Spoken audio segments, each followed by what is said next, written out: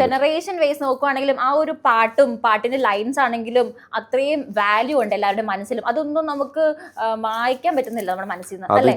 ജീവിതം കൊണ്ട് നമ്മൾ വരച്ചിടുന്ന കാര്യങ്ങൾ, വരികൾ എന്ന് പറയുന്നത് മറ്റുള്ളവരുടെയും കൂടെ എക്സ്പീരിയൻസ് ആയിരിക്കുമല്ലോ. അവരെയും കൂടെ ഈസി ആയിട്ട് കോണ്ടാക്ട് ചെയ്യും, അവരുടെ മനസ്സും കൂടെ.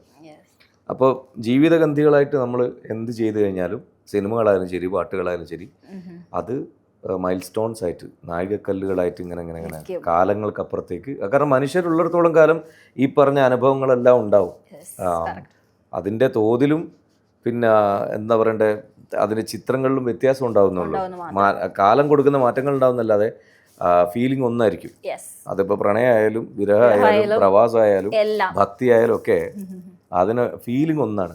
അപ്പോൾ അത് നമ്മൾ ഒരു കാലത്ത് എങ്ങനെയാണോ മനസ്സറിഞ്ഞ് നമ്മുടെ അനുഭവം കൊണ്ട് എഴുതി വെച്ചിരിക്കുന്നത്, അതാണ് പുതിയ കാലത്തുള്ളവരെ അവർക്ക് എഫക്റ്റീവ് ആകാൻ കാരണം. അതാണ്.